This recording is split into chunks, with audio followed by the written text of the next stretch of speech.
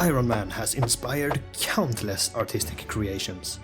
Today, I'm adding my own cel-shaded twist to the Iron Man legacy.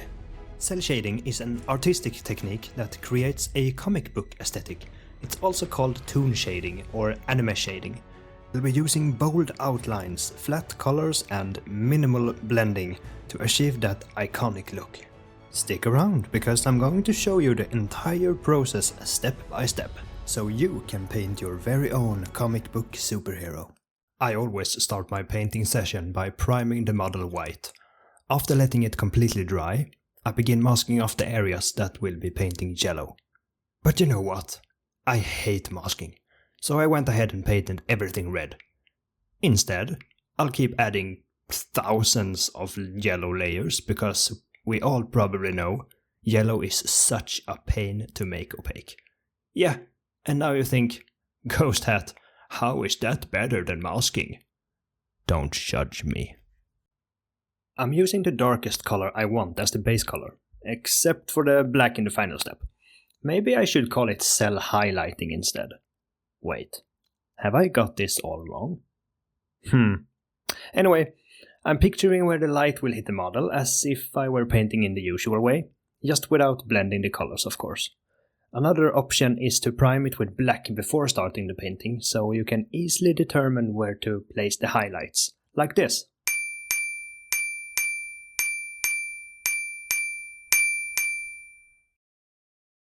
I'll take another look at the picture and figure out where to add my initial highlights. It's important to test the colors on a different surface first and let them dry, so you can see if they create a strong contrast.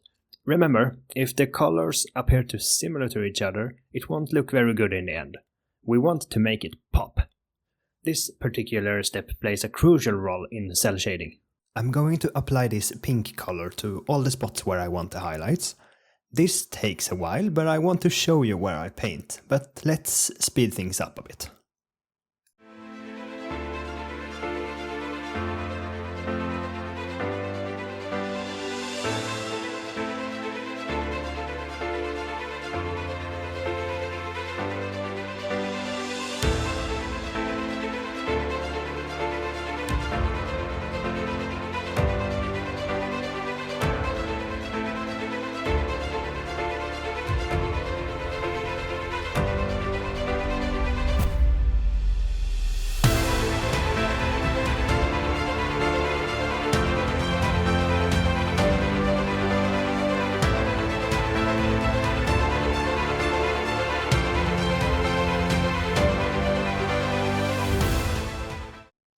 Time for the next highlight.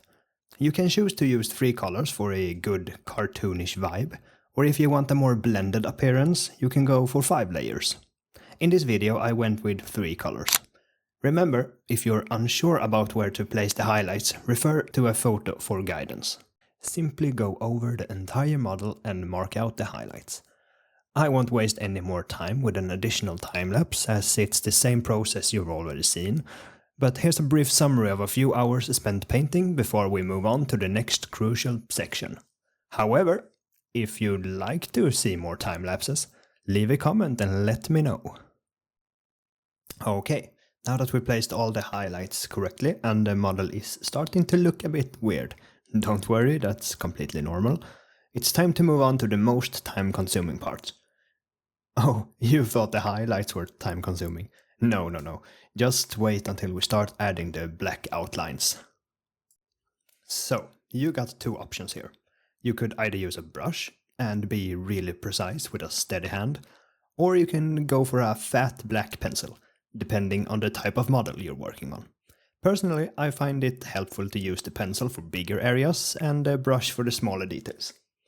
After that, make sure to outline all the edges of the model, both inside and out. And I mean every single edge. Let's go!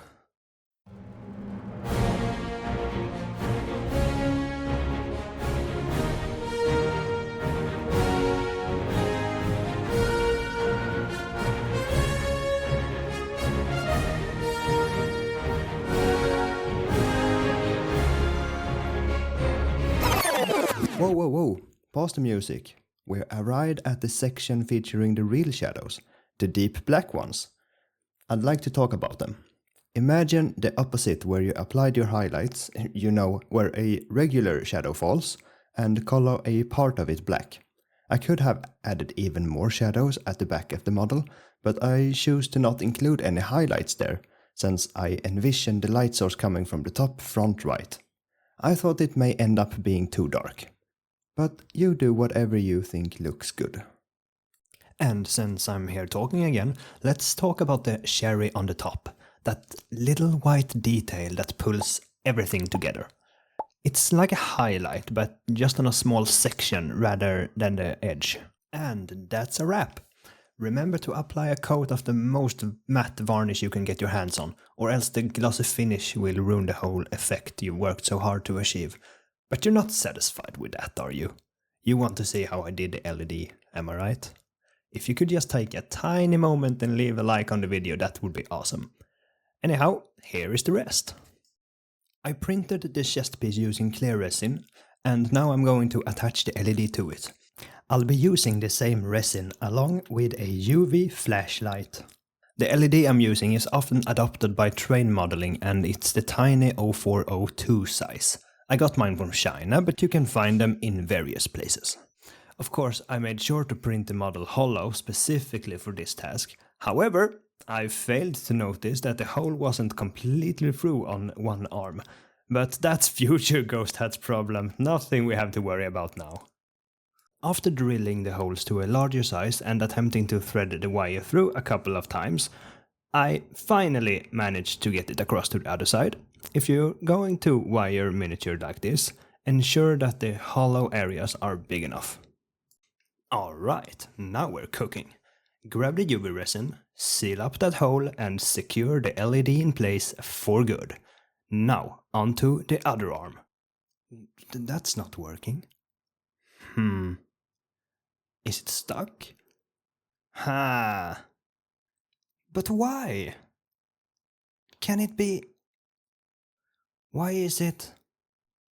After spending a good chunk of time struggling to push something through the arm, I finally threw in the towel and grabbed the saw. Mental note for future me, make sure the holes actually go through before painting it. On the brighter note, let me demonstrate how I managed to repair the hand after sawing it off. Bingo! That's where the issue was. So, all you have to do now is drill a fresh hole, pass the wire through, and glue the pieces together. Once that's all dried, I brought out my resin mixture. It's a blend of resin and baby powder, creating a paste. You can adjust the consistency of the mixture to suit your requirements. Next, I spread the mixture on the wrist area, shaped it using a silicone tool, cured it with a UV flashlight, and painted it black. Simple as that. I used a Dremel tool to carve out a large hole in the body, making it simple to thread the wires through. I always test the LEDs after each stage to ensure I didn't make any mistakes. How can I fit this in the base? Typical. I guess we have to go with a small one this time. We'll repeat the process for the base, measuring the size needed for the battery and cutting it out. After threading all the wires and securing everything with glue, it's time to wrap things up with a battery case. The LEDs need 3 volt each, so I connected them in parallel. I was planning to add a 10 ohm resistor for the LEDs, but it slipped my mind. I can always take care of that later. Make sure you connect the correct cable to the correct polarity. With this transparent case, I can easily track the wires to ensure that the red wires are connected to the positive pole and the blue wires are connected to the negative pole. These cables are so thin that the easiest way to strip the wires is by carefully burning off the protective plastic. However, you need to be cautious not to melt the wires in the process. I sorted all the red cables together and all the blue cables together. It's important to use heat shrink tubing to ensure that the cables are properly isolated. Once you handle that, just carefully solder the cables and bam, you're good to go. Conceal the battery case or construct another base underneath to hide the battery and really elevate that overall look. Take a moment to admire your beautiful creation and keep the artistic journey going. That's all for this video, hope you found it helpful, and make sure to hit that subscribe button to help me grow. Until next time, this is Ghost Hat, signing off.